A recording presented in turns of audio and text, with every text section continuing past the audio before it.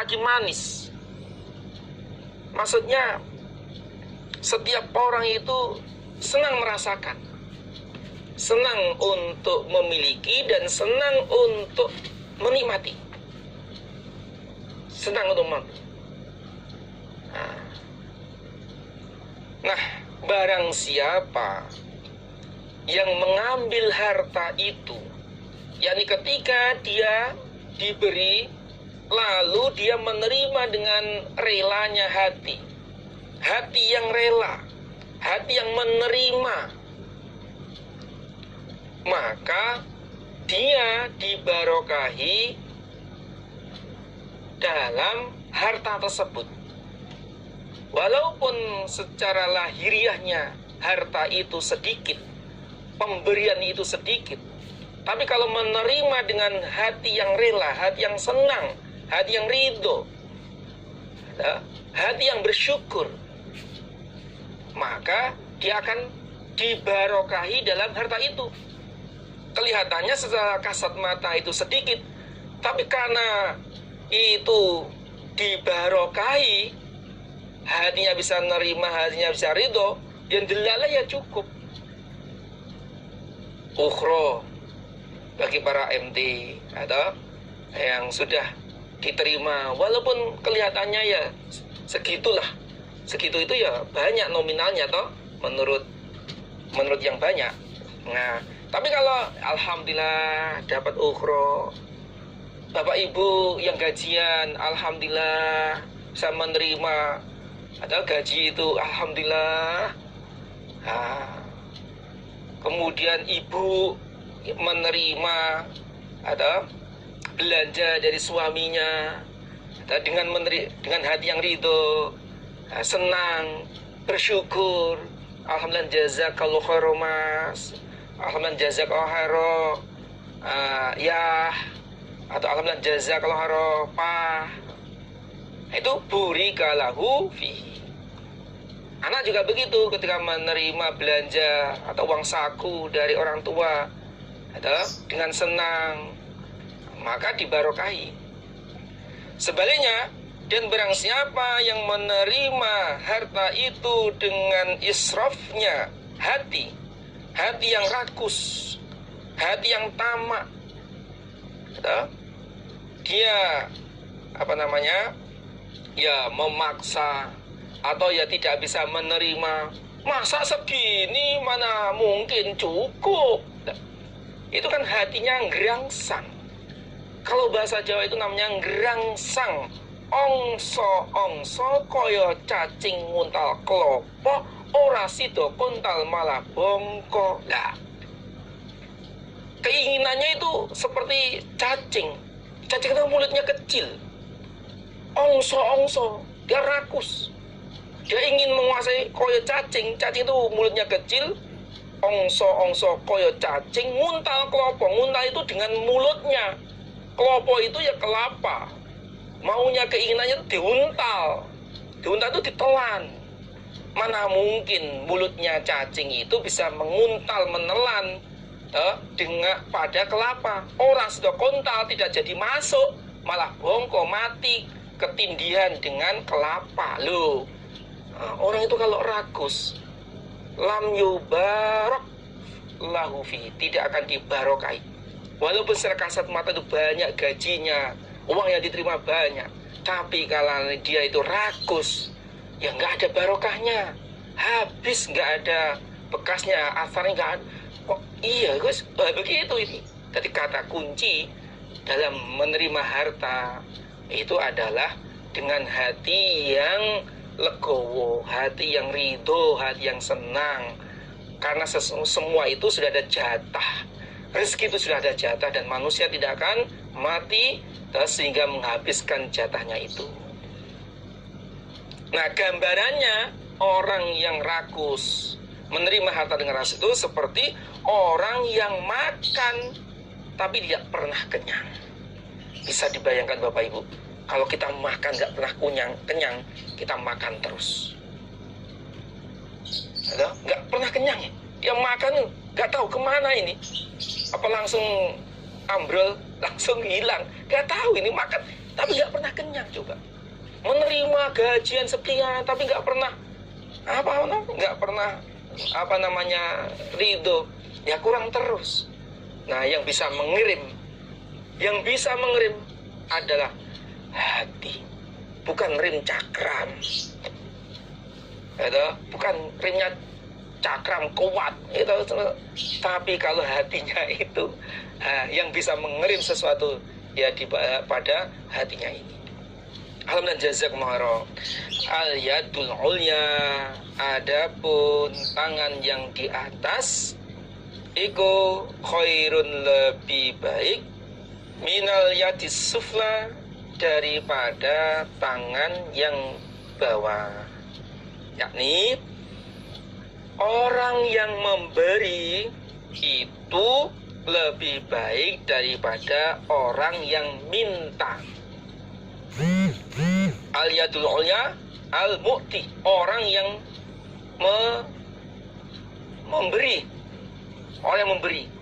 Nah, sedangkan tangan yang di bawah itu adalah orang yang minta, yakni orang yang memberi itu lebih baik daripada orang yang minta dong. Wah, kalau begitu mintanya di atas saja, minta ya nggak mungkin. Ya minta itu ya di bawah, memberi ya di atas. Itu gambaran. Kalau berkata sebuah hakim, ya Rasulullah, walladzi, demi zat ba'asaka, yang mengutus sebuah zat pada engkau, bil haqi, dengan hak, la arza'u, tidak minta aku, ahadan, pada seseorang, ba'daka, setelah engkau, syai'an, pada sesuatu, hatta ufariko, sehingga memisai aku, ad-dunya, pada dunia.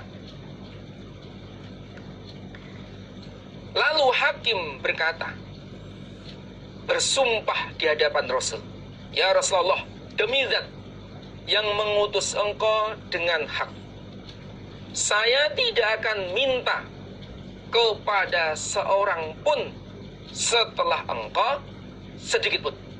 Jadi saya tidak akan minta sedikit pun kepada seseorang setelah engkau sampai saya wafat. Fakana, maka ada Abu Bakar radhiyallahu anhu ketika di zaman kekhalifahan Abu Bakar, yada'u, memanggil sapa Abu Bakar, hakiman, pada hakim, lal ato, pada pemberian. Faya'ba, lalu menolak siapa hakim, ayyaqbalahu, bahwa menerima sapa hakim, hu, pada pemberian, minhu, dari Abu Bakar. Pada zaman Abu Bakar menjadi khalifah, memanggil hakim untuk diberi pemberian jarahan atau pemberian bagian yang lain. Hakim, sini, ini ada bagian untuk kamu.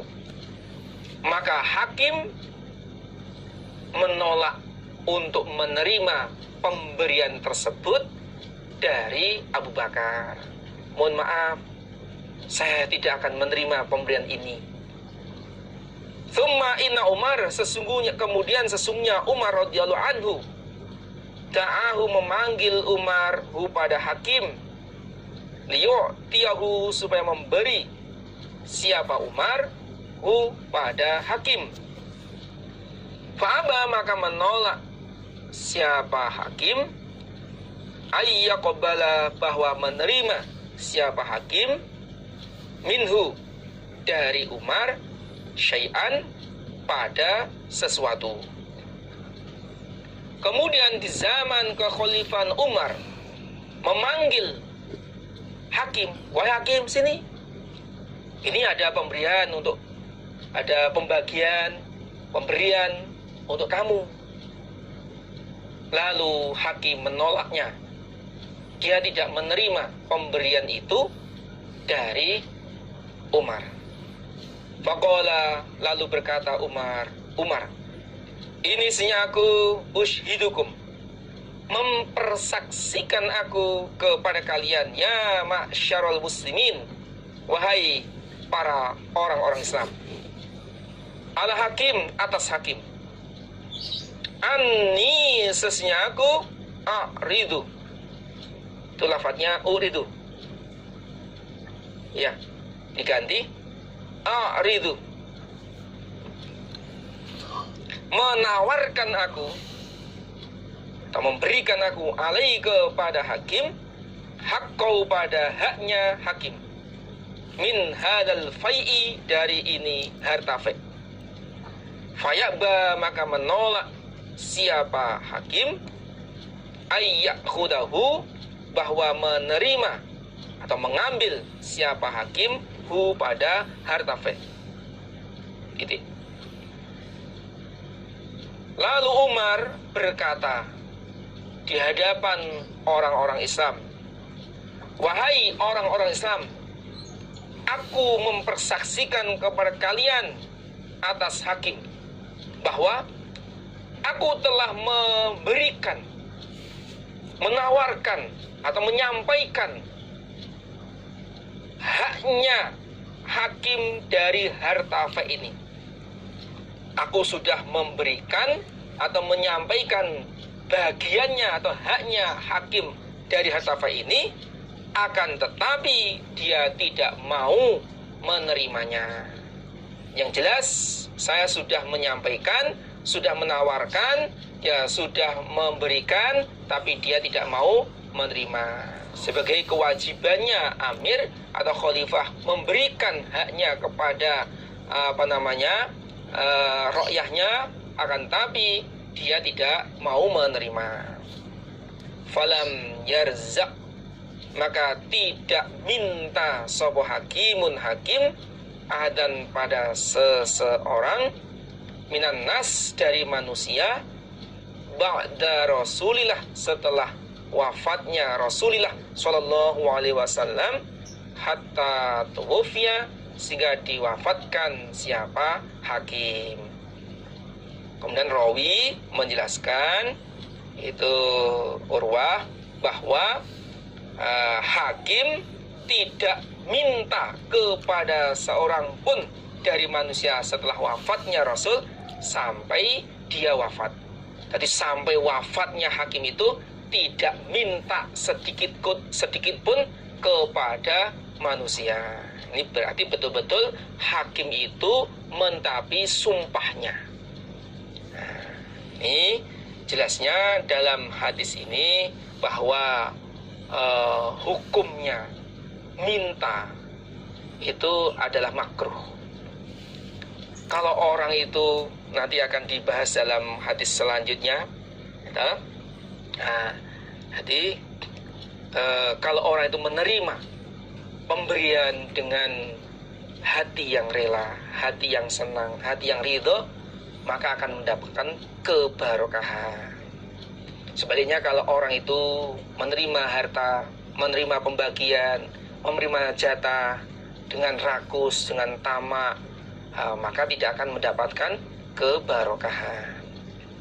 Demikian kita istirahat sejenak. Mudah-mudahan Allah paring manfaat dan barokah.